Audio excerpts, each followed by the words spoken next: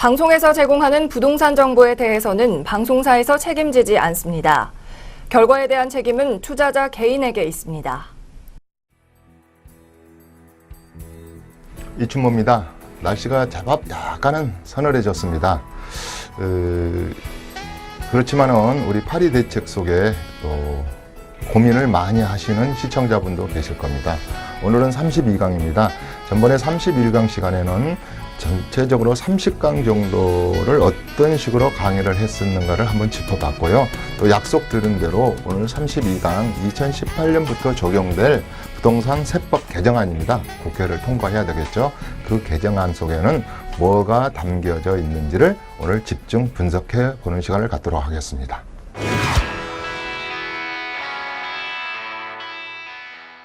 그래서 매년 이제 세법 개정안이 나오면 저희 같은 이제 세법 선생님들은 이제 골치가 지근지근 아픕니다. 숫자도 다 바꿔서 외워야 되고, 또 두 번째는 어떻게 전략을 세워야 되는지를 이제 연구를 하게 되는 것이죠. 이번에 나오는 내년에 적용될 세법 개정안은 좀 더 무거운 마음이 저는 있습니다. 왜냐하면 파리 종합 대책 자체가 굉장하게 중과세를 포함된 규제이기 때문에, 대책이기 때문에 더욱더 좀 더 디테일하게 재테크, 세테크 전략을 분석할 필요가 있다, 이렇게 생각할 수 있습니다. 그래서 제가 재경부의 이제 홈페이지에 들어가면 매년 그렇습니다. 그 보도 자료, 내년에 세법 개정을 어떻게 하겠습니다 하는 그 보도 자료가 있거든요. 그래서 제가 이제 이걸 이제 제가 이렇게 프린트 해 왔는데요. 2016년, 15년, 14년보다는 분량이 그렇게 많지는 않은 것 같아요. 많은 것 같지는 않은데, 많은 부분이 어떻게 되면 이노베이션이라 그러나요? 그 뭐라죠? 혁신적으로 또 바뀌는 부분들이 좀 있어요. 과거의 세법 개정안을 보면 조금씩 세율을 내린다든지 올린다든지 뭔가를 매몰시켰다가 또 부활시킨다든지 이런 개념이 있었는데, 이번에는 좀 몇 개가 좀 혁신적인 부분들이 있다. 내가 세법 선생님으로서 봤을 때는 이제 그것 중에 하나가 이제 1번 역시 소득세 최고 세율을 높였습니다. 그러면 우리가 이제 소득세율을 높였다 그러니까 전체 우리 그 양도소득이 발생된 그 우리 서울 시민이랄지 국민들한테 관계되는 건 아니에요. 예컨대 이제 뭐 내가 뭘 하나 사서 뭘 하나를 팔았는데 뭐 1200만 원이 남았다, 2400만 원이 남았다, 다 빼고 필요경비 빼고 뭐 4600만 원이 남았다, 뭐 8800만 원이 남았다, 뭐 이런 개념에서는 이건 바뀐 게 없습니다. 바뀐 게 없는데, 저는 이게 크게 우리 지금 제 방송을 시청하시는 분, 시청자분들은 관계가 안 될 것 같아요. 그러나 이제 예를 들어서 어떤 걸 사서 이제 1억 5천이 넘었다든가, 그 다음에 이제 5억이 초과돼서 엄청 남은 것이죠. 뭘 하나 팔았는데 5억이 남았다 이랬을 때는 세율 자체를 거의 2%포인트씩 이제 이걸 높였다. 그래서 40%짜리, 이제 지방소득까지 또 10% 더 해야 되겠죠. 42% 뭐 이런 식으로 조금 올렸습니다. 근데 이것은 중요한 게 아닙니다. 이게 올린 것을 중요한 게 아니고, 내가 5억이라는 개념이 과거로부터 발생된 캐피탈 게인이라고 그랬습니다. 그러니까 집을 하나 과거에 10년 전에 샀는데 지금 이렇게 10년이 이렇게 부동산 가격이 뛰어서 10년이 가만히 가지고 있었는데 오르다 보니까 5억이 취등록세 다 빼고 부동산 뭐 경비 다 빼고 필요경비 빼고 이 정도나 올랐더라 이랬을 때는 이 금액도 물론 중요한 건 아니지만, 이 자체에 다른 주택하고 1세대가 2주택 개념의 세금하고 1세대 3주택 개념의 세금하고가 틀려지는 개입니다. 그것이 더 그 세율이 중요한 것이지, 이것도 오른 것도 물론 많이 내는 것이 이것이 뭐 덜 중요하다는 게 아니라 이것이 더 중요하다. 그렇기 때문에 요 세금은 예방세무, 텍스 플래닝을 짜서 어느 정도 내가 이 세율을 낮출 수가 있어요. 이렇게 5억이 초과돼서 이렇게 5억 이상이 남은 세금에 대해서 앞으로 42%를 내십시오. 또 이제 우리 파리 대책의 규제 대상 지역에 있는 분들은 3주택자는 62%까지 내라. 그 다음에 뭐 2주택자는 50% 이상 내라. 또 당장 투기 지역 내에서는 10%포인트 가산세를 적용한다. 이것을 정부에서 국가의 과세기관에서 정해놓은 세율을 바꿀 수는 없어요.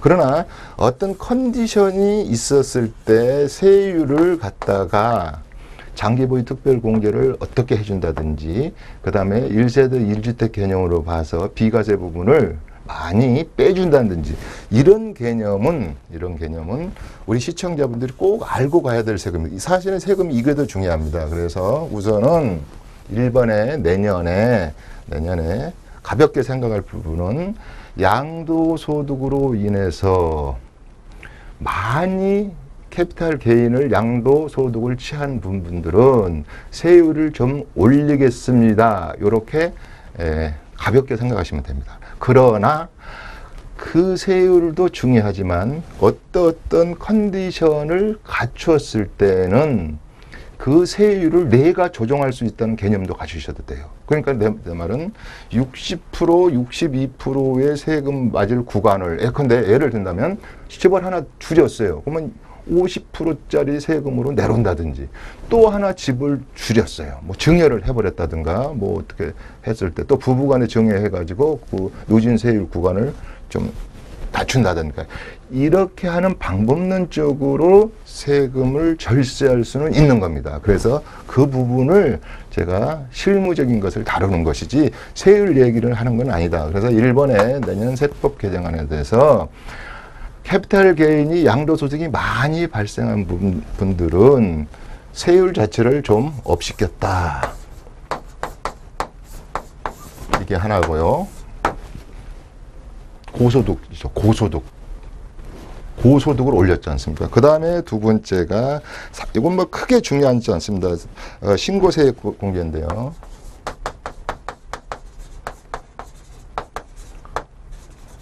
상속세를 내는데 피상속인이 돌아가셔서 사망일로부터 6개월 내에 연대 책임을 져서 상속세를 내주십시오. 그러면 좀 미리미리 신고하시면 깎아줄게요.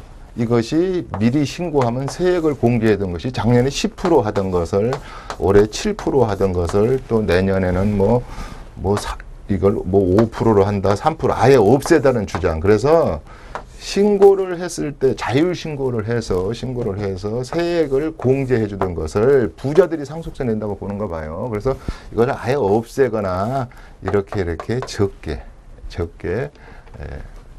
할인 혜택을 적게 주는 것이죠. 그래서 이것도 별 중요한 건 아니죠.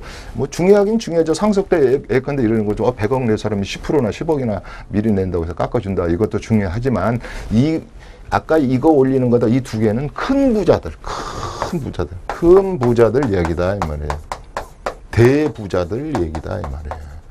저는 어떤 걸 사서 재테크를 해서 5억이 남은 분들은 큰 부자라고 생각을 하는 거고요. 또 상속세를 우리가 거의 부부가 살아있을 경우는 10억 정도는 안 내잖아요. 우리가 이제 기본공제, 배우자 공제 이랬을 때 한 3, 40억을 상속을 받아서 상속세를 내는 부분들은 이런 것이 타격이 있겠지만 이런 분들은 대부자에 속한다. 그래서 1, 2번도 크게 중요하지 않다. 그 다음에 3번이 바뀐 것이 요건 크게 중요하지 않습니다. 농어촌에 대한 세제 지원 확대인데요.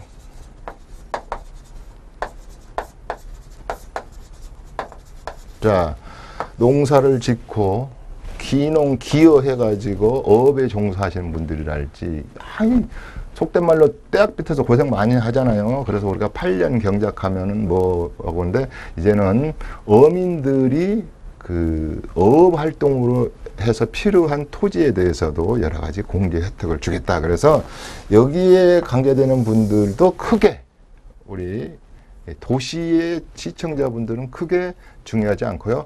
또 우리 방송이 우리 도시분만 드는 게 아니라 오천에서도 보고 제주도도 보고 유튜브로 상하이에서도 전화 오더라고요. 또 우리 괴산에서도 보고 원주에서도 보고 그랬겠지만 그런 거에 대한 또 자녀들이 대를 이어서 영농을 이어가는 분들에게 대해서 뭐 양도소득세 같은 감면 혜택을 좀 더 주는 것 같습니다. 이것도 크게 지금 우리 8.2 대책에 지금 우리 주택에 가는 세금을 꼭 집어서 지금 분석한다 할 때는 크게 중요하지 않다. 그 다음에가 이제 뭐 우리 토지 양도 받을 때 뭐 협의 매수 이런 건데 그것도 크게 중요한 것 같지는 않습니다. 뭐 이게 그 다음에 하나 이제 그건 뭐 이따가 다음 시간에 하겠지만 앞으로는 규제 지역 내에서 3주택자가 분양권 포함해서 3주택자가 세금을 이제 양도소득세를 과세할 때 주택수에 포함할 때 농어촌 주택도 주택수에 포함하겠다 이랬는데요. 이 얘기가 나왔으니까 우리가 시골에 다음에 내가 리타이어 해가지고 우리 부모님이 모셔놓은 집을 부수지 말고 거기 가서 내가 뭐 책도 있고 이렇게 해서 시골 주택, 고향 주택을 하나 이제 가지고 싶단 말이야. 근데 이 고향 주택이 잘못된 판단으로 이 세법만큼 되게 어렵습니다. 컨디션이 굉장해요. 뭐 2013년 8월 며칠부터 구입한 거, 그 이전에 구입한 것은 특례 조항에 들어가지 않음 이래가지고 이 주택을 만만하게 봐가지고 자기 서울에 살고 있는 또 내가 본 주택이 비과세 받을 대상 주택임에도 불구하고 주택을 못 받는 부분들이 있습니다. 그래서 이 부분에 대해서도 내년부터는 좀 주의를 해야 되겠다 이런 겁니다.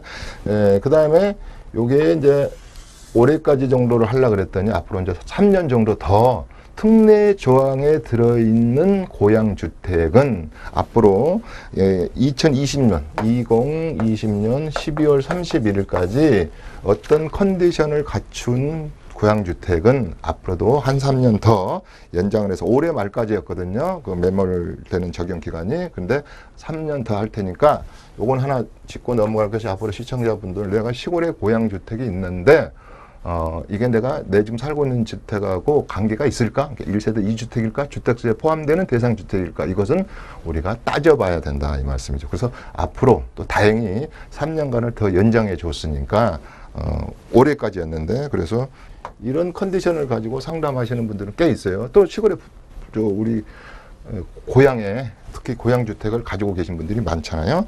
또 하나는 이제 국세에 관한 거, 우리가 경매 같은 거 할 때 그 채권 범위를 좀 명확히 했는데 우리도 이게 지금 경매하는 방송이 아니니까 이것도 크게 중요하지는 않습니다. 그래서 이것도 별로 주택이 아니고 이제 좀 자세히 봐야 될 부분이 주택임대차 등록 유도. 이건 제가 많이 했습니다. 여기 1강에서부터 30강까지 자 다주택자를 코너에 몰긴 몰았습니다. 심리적으로 냉각기를 갖도록 집을 팔게 생각이 들도록 8개월 안에 집을 팔아야 되겠구나. 내년에 만약 이대로 여야가 합의를 해가지고 세법 개정안이 그대로 통과된다면 내년 3월 30일 이전에 집을 팔지 않으면 내가 아주 그냥 세금 폭탄을 맞겠구나. 이렇게 지금 뭐 이제 그렇게 지금 가고 있는 거 아닙니까? 그랬을 때 그렇게 해서 내년 8월 달까지 또 이게 출구 전략까지 팔 수 있는 기회까지 많이 막아놓은 상태에서 집이 안 팔렸을 때는 그러면 한 가지 방법을 정부에서 줬지 않느냐? 그렇게 하십시오 이런 겁니다. 그래서 주택 같은 경우는 주택 임대사업자로 유도를 하자 이겁니다. 주택을 가지고 임대사업을 하는데 이건 따로 안 하겠습니다. 이건 바뀐 게 없습니다. 이제 몇 가지는 바뀌었죠. 뭐 옛날에 3주택을 가지고 해라 하는 것을 원하우스 1주택을 가져도 되는 거고, 그 다음에 몇 가지 매몰될 것들을 3년 연장해 주는 것들이 좀 있었는데 이제 이런 것이죠. 여기서 하나 크게 바뀔 것이 뭐냐면 올해까지 2017년 12월 31일까지 일정 규모의 소형주택 85제곱미터 6억 이하 지방에 3억 이런 3억 이하의 주택을 작은 주택을 사서 올해까지 사서 우리가 의무기간 8년 그 다음에 세법에서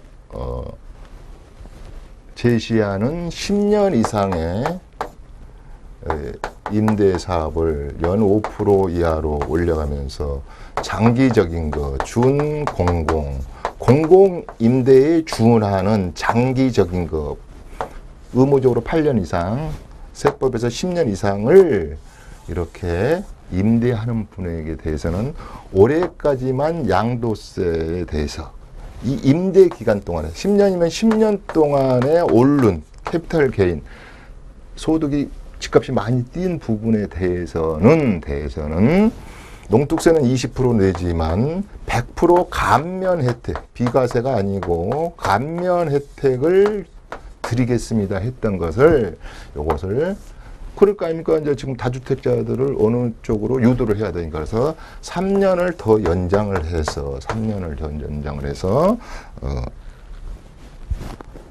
요 혜택을 드리겠습니다. 그래서 저도 올해 2017년까지 이 기간이 매몰돼 버리면 어떨까 좀 조마조마한 면도 있었거든요. 그런데 이걸 3년을 더 주니까 이제는 다주택자는 올해도 계획을 세워야 되겠죠. 특히 이제 내년 4월이면 또 너무 급하잖아요. 그러면 내가 이제 의사결정을 해야 됩니다. 주택임대사업자는 묶을 것인가. 그 다음에 뭐 계산해야 되겠습니까? 내가 몇 채지? 그런데 내가 의료보험이 오르니까 의료보험 주가를 한번 계산해 보기도 하고, 또 연금하고도 관계되는지도 해보고, 이걸 지금 정의해가지고 의료보험이 적게 다치려면, 그렇게 그것도 하나의 우리가 준조세 개념의 세택스인데, 우리 집사람 앞으로 이거를 미리 이 잘잘한 오피스텔, 도시형 생활주택, 소형주택을 증여를 해가지고 6억까지는 비과세니까 한 10억 정도를 10억 원어치를 딱 증여를 하고 4억 원어치는 증여세 내야 되겠죠. 이렇게 해가지고 주택임대사업자로 묶어서 10년간 이렇게 가가지고 양도소득세를 한번 감면 받아보자. 그러면은 내년부터 중과되는, 우리 규제 지역 내에 중과되는 지역에 내가 주택을 팔더라도 좀 홀쭉한 세금을 내지 않을까, 이런 생각을 갖게 되는 겁니다. 그래서 그게 하나 이제 돼 있고요. 그 다음에 이제 기타 필요 경비, 그 다음에 이제 하나가 이게 장기보유 특별공제입니다. 이것은 꼭 짚고 넘어가죠. 장기로 홀딩 하십시오. 그대가 보유를 했습니다. 장기로 보유했으니까 지금 파리 대책의 기본 개념이 뭡니까? 단타 해가지고 그냥 갭 투자 해가지고 그냥 이익을 많이 남기려고 하니까 단기 투자자들을 규제를 하는 겁니다. 그 다음에 갭 투자자들에게 규제를 하는 건데, 대표적인 게 장기라는 개념을 어떻게 할 것이냐를 두 가지로 따지는 겁니다. 우리가 세법에서 단기 보유자 그러면은 우리가 2년 정도를 치는 겁니다. 2년 이내에 파시는 분은 단기 보유자 개념이어 가지고 세율이 높죠. 어떤 건 단일 세율을 적용하는 경우도 있고, 우리가 1년 이내에 주택을 팔면 40%다. 토지는 2년 이내에 팔면 50%다. 단일 세율. 또 미등기 정면은 70%다. 그래서 이런 게 있고, 여기서 말하는 장기는 3년 이상을 보유하신다면 연 3%씩 2주택자는 30%까지, 그 다음에 1세대 1주택은 8%씩 해가지고 첫 4년째 대업에서는 3년만 보유하면 24% 해가지고 80%까지 세액을 공제해 주겠습니다. 장기 보유 특별히 세액을 당특세, 장기 보유 특별히 당특세 그래요. 이것을 특별히 세액을 공제하겠습니다. 장기보유 특별공제. 특별히 공제한다는 거. 특별히. 우리 서울시가 특별시듯이 특별히 공제하는 게 장기보유 특별공제. 자, 근데 이것을 집값이 많이 오르니까, 이것이 이 제도가 있는 이유는 내가 집을 한 채 20년 전, 10년 전에 오래 가지고 있었는데 왜 국세청에서는 내 집값 오른 것만 따져가십니까? 내가 물가 상승률도 빼주세요. 그 뜻입니다. 그러니까 요새 이제 물가 상승률이 없잖아요. 거의 제로 수준이잖아요. 그럼 물가 상승률이 없으니까 조금만 빼주겠다 이겁니다. 그래서 이거를 손질을 하겠다는 거예요. 근데 이게 큽니다. 제가 이런 예를 들었죠. A라는 아파트를 10억에 사가지고 5억에 더 샀다 그래도 크게 남았습니다. 5억에 사가지고 예를 들어서 15억에 팔았다. 1세대 1주택이다. 그럼 9억 이하의 비과세 받고 10억이나 남았는데 세금을 계산해 보니까 1,400만 원 정도밖에 안 되더라. 어떤 집은 1억에 사가지고 한 10년 보유해가지고 20억에 팔아도 2억 조금 세금 내더라. 그렇게 적게 낸 이유는 전체적으로 장기부의 특별공제가 있거든요. 얼마 전에 우리 박근혜 대통령이 삼성동 집을 팔았어요. 근데 57억인가가 남았어요. 많이 남았죠. 근데 이걸 오랫동안 10년 이상 장기로 1세대 1주택을 보유했기 때문에 57억이라는 세금이 남았는데 세금은 한 3억 8천? 4억 미만으로 냈다 이 말이에요. 그건 뭐겠어요? 이렇게 많이 남은 데서 9억 이하 비과세 해주고 또 나머지 금액에 대해서 80%를 또 장기보유 특별공제로 이렇게까지 혜택을 주기 때문에 그래요. 근데 이 자체를 앞으로는 줄이겠습니다. 이런 뜻이에요. 그래서 규제 대상 지역. 규제 대상 지역이 뭐예요? 세 가지잖아요. 조정 대상 지역, 투기 과열 지구, 그 다음에 투기 지역 내에서는 2주택자는 아예 이거 안 주겠습니다. 2주택자는 30%씩 줬거든요. 안 주겠습니다. 그 다음에 또 앞으로 1세대 1주택짜리도 이렇게 80%란 주니까 너무 많이 주는 거 아닙니까? 이런 뜻이에요. 이것도 줄입시다. 뭐 6%대로. 그 다음에 이것을 30%로 바꾸자 한다면 지금은 커트라인이 10년까지인데 앞으로 그러면 15년을 보유하세요. 5년 더 보유하면 30%더 드릴게요. 그러니까 기간도 좀 연장한다든가 이런 공제해주는 세율 자체를 낮게 한다든가. 그래서 이것이 나는 일종의 세금의 소폭탄이다 이렇게 생각합니다. 우리가 이걸 금방 간과하고 넘어갈 수 있거든요. 근데 실질적으로 현장에서 우리가 세금을 계산하다 보면 이게 커요. 그래서 이것을 간과하면 안 되겠다 이런 겁니다. 그 다음에가 뭐 기타 소득, 저희 같은 이 수업을 하는 이렇게 강사들이랄지 요 방송료 이런 거에 대해서는 좀 이렇게 단계적으로 좀 조정하는 거 크게 그런 정도입니다. 그래서 작년 재작년에 세법 개정안을 보면은 많은 가지수가 있는데 물론 이제 이 이해에 잘잘한 것들 이런 것들이 몇 개 바뀐 것들이 있습니다. 이제 부동산 쪽만 얘기하자면 여러 가지 부가가치세나 법인세, 소득세법도 많이 꽤 바뀌었지만은 예를 든다면 공유물을 부부가 같이 공유물을 형제가 공유물을 가지고 있다가 양도할 때는 이제 납세자를 확실히 납세 의무자를 확실히 명시하겠다든지 몇 가지 이렇게 좀 자질구레한 것들을 바꾼 게 있는데 크게 그건 우리가 바뀌었다고 할 수 없는 것들이기 때문에 그건 이렇게 해서 크게 몇 가지로 이제 대비를 될 수가 있죠. 자, 그렇다면 마무리를 하자면 이렇습니다. 이렇게 정리를 하시면 돼요. 여러분들이 달력에 딱 써놓으시면 돼요. 지금 이렇게 해가지고 지금 규제를 하고자 하는 40개, 27개, 12개 투기지역. 요거 투기지역 하나만 볼까요? 투기지역은 왜 그러면 교수님 지금 8월 3일부터 투기지역은 세금을 가산합니까? 그런 건데 이게 옛날에 2002년도에 법이 생기고 투기지역이 없어졌어요. 이미 이것은 10%포인트 투기지역 내에서는 중과세율이 적용되고 있다가 어느 순간에 5, 6년 전에 투기지역이 다 없어졌어요. 그러니까 이 문건이 이게 백사조 사항, 어떤 조항이 사항일 겁니다. 백사조 사항이 사장돼 있었어요. 그러다가 투기지역이 8월 3일조로 다시 부활하니까 이것까지 부활한 케이스죠. 그래서 지금 just now 오늘 당장 8월 3일부터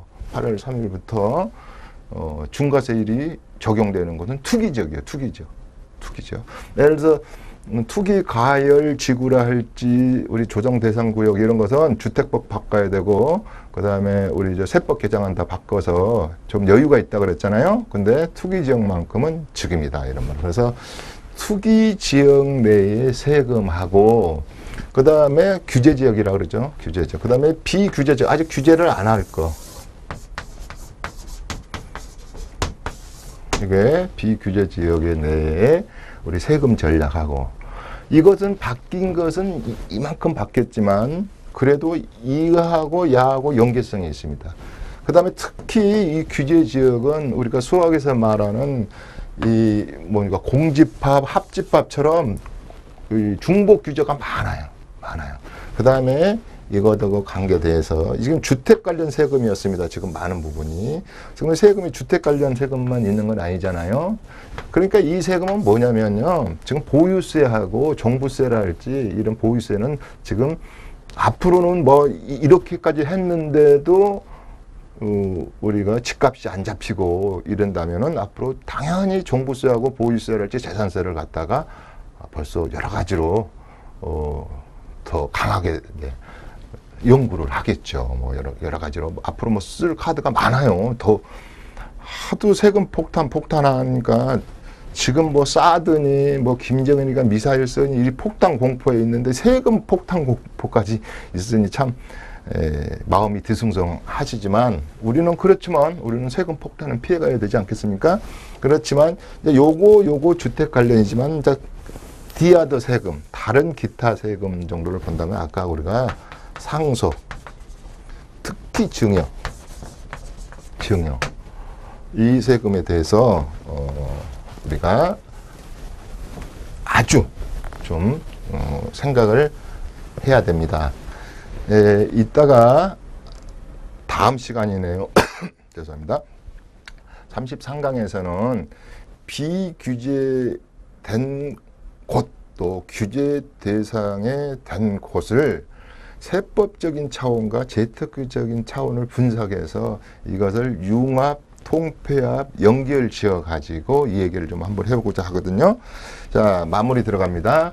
32강에서는 내년에 세법 개정안이 여야 합의를 해서 국회가 통과되는 것이 있는데 실질적으로 파고 들어가면 아까 세 가지 정도만 주의를 하면 된다 이랬습니다. 장기분리 특별공제에 관한 개념, 그 다음에 우리가 특히 임대주택 사업에 대한 개념, 그래도 몇 가지만 주의하면 된다. 의외로 파리 대책의 중과된 부분들에 대한 것도 여기에 속하지만 크게 여러분들이 염려할 대상은 아니다.